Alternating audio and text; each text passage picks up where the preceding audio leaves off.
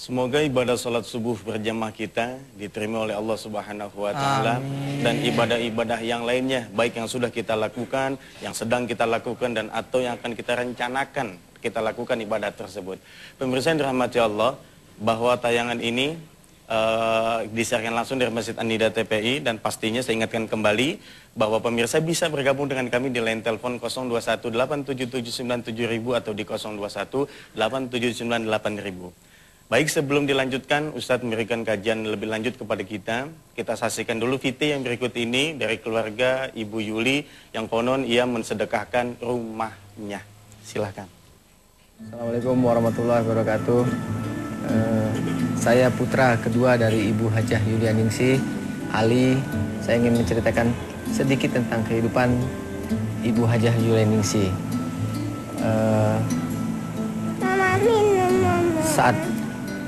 Saat dulu waktu masih ibu dengan saya meniti karir yang amat sangat minim, mungkin boleh dibilang sangat rendah lah kehidupan ekonomi ibu saat meniti karir dengan saya dan keluarga, sampai akhirnya kita berusaha untuk ngontrak di salah satu rumah di daerah Bekasi.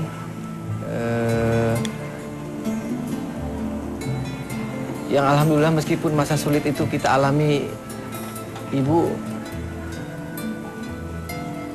tidak henti-hentinya mengulurkan tangannya untuk sedekah. Hingga satu saat, dengan manfaatnya sedekah yang ibu jalani, ibu berhasil membeli sebuah rumah di Jakarta Timur tepatnya. Kita tinggali rumah itu mungkin sudah ada sekitar 3 tahun, tapi terjadilah kabar yang begitu buruk. Rumah yang kita tinggali, kita huni, ada kabar dari pemerintah setempat akan digusur. Tapi ibu dengan tegar menjalani semuanya, selalu bertahajud hingga di malam hari ya. Sempat ibu menangis. Saya sempat tanya, "Sudah Lami, kenapa kita harus begini?" Tapi jawaban ibu singkat ya, kita harus rela meskipun ini sakit untuk didengar, akan diambil sama pemerintah. Semoga kita diberikan ganti yang lebih baik dari apa yang pernah kita alami sekarang ini. Dan alhamdulillah sebelum penggusuran itu jadi, ibu sudah mendapatkan rumah pengganti yang lebih layak, lebih baik dari yang sebelumnya. Alhamdulillah setelah sedekah yang ibu jalankan baik di kantor ataupun di lingkungan tempat ibu berdomisili, memberikan mukjizat yang luar biasa hingga akhirnya ibu bisa membeli rumah hingga 3 unit di daerah Bekasi, dan kita sekeluarga berunding, terutama ibu yang memberikan niat untuk memberikan satu rumah yang dimiliki ibu untuk disedekahkan. Moga-moga ibu dan kita sekeluarga mendapatkan barokah yang luar biasa setelah memberikan satu rumah yang ibu miliki. Subhanallah, Maha Suci Allah. Kalau kita saksikan cerita tentang Ibu Hajah Yulia tadi, kita bisa menyimpulkan bahwa segala sesuatu yang besar tidak lahir begitu saja. Berawal dari sesuatu yang kecil. Begitupun dilakukan oleh Ibu Hajah Yuli. Mungkin kita ingin tahu lebih lanjut lagi siapa beliau ini dan apa yang sudah beliau lakukan, dan betulkah rumah yang sudah lama ditempati itu dia sedekahkan. Mungkin kita bisa tanya langsung kepada Ibu Hajah Yuli. Assalamualaikum Bu Hajah Yuli. Waalaikumsalam warahmatullahi wabarakatuh. Agak bangun sedikit Ibu biar kelihatan. Iya. Iya Ibu. Iya, nama saya Ibu Yulianingsih. Memang saya berangkat dari nol, Cuman mungkin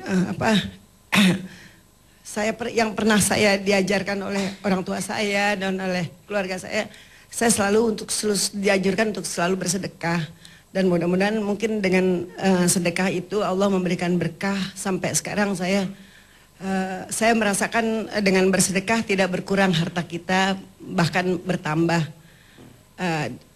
Saya merasakan sedekah, dengan manfaatnya sedekah saya mempunyai anak-anak yang soleh, mempunyai keluarga yang bahagia. Amin. Dan dengan itu kita kalau ada rezeki saya selalu sedekahkan kepada sekeliling kita gitu.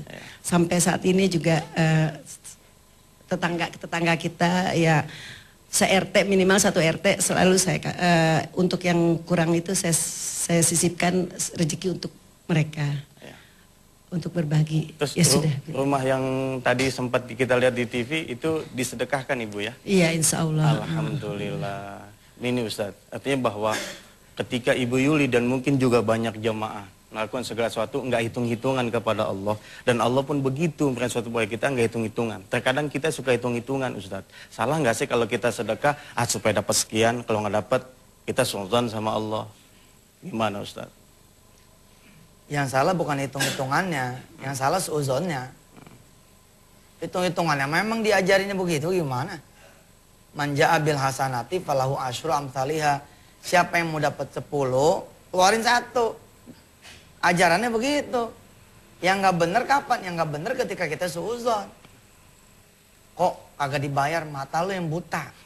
Nggak dibayar bagaimana? Lu lihat dong, melek dong. Ada sesuatu yang lain ketika 7 bulan. Istrinya ini ya hamil, dia sedekah nih supaya dapat kerjaan.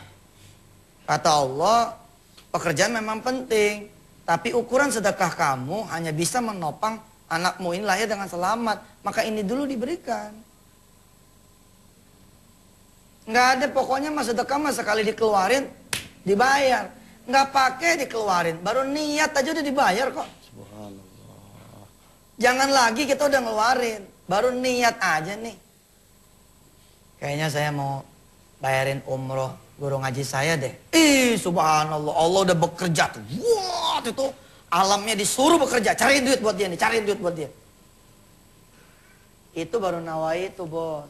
Bagaimana lagi udah terjadi. Kalau udah terjadi, rasanya belum diganti. Nah, kita kudu ngaji terus. Emang juga gak kelar 1 kali pengajian, makanya kita terus. Biar pada gak suudzon.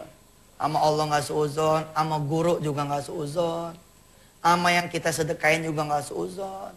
Begitu. Nggak mungkin. Saya katakan, nggak sedekah aja. Nggak sedekah aja nih baru nawa itu udah kejadian. Bagaimana lagi kalau emang itu belum nawa itu? Bukan sekedar nawa itu. Zaman dulu nih ada seorang Bani Israel. Dia ngelewatin gunung. Saat Bani Israel kelaparan. Dia bergumam begini gumamnya. Ya Allah, kalau aku memiliki gandum sebanyak gunung ini. Kalau aku memiliki gandum sebesar gunung ini. Niscaya aku sudah akan bagikan nih. Bani-Bani Israel yang kelaparan di negeriku ini ya Allah. Allah menurunkan firman-Nya lewat Musa. Wahai Musa katakan. Hambaku itu sudah mendapatkan pahala. Seperti gunung itu memang menjadi gandum miliknya dia. Padahal gunung itu tidak berubah jadi gandum. Emang itu udah disebut sama Allah, udah diseru. Baik, kita kembali ke materi yang awal. Saya ingin mengajarkan kepada saudara-saudara semua. Kalau kita nggak bisa sedekah, pakai duit kita kagak cukup. Ya, buat nembak masal kita yang demikian besarnya. Kita kekurangan peluru, pakai pelurunya orang lain. Ya. Pakai pelurunya orang lain.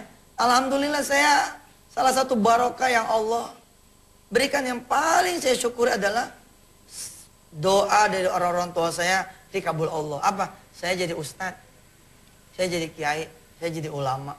Walaupun barangkali masih 1/10-nya, masih 1/berapanya dari lumayan deh. Apa yang saya rasakan berkahnya? Karena berkah mulut nih ngasih tausiah. Berkah tausiah perilaku.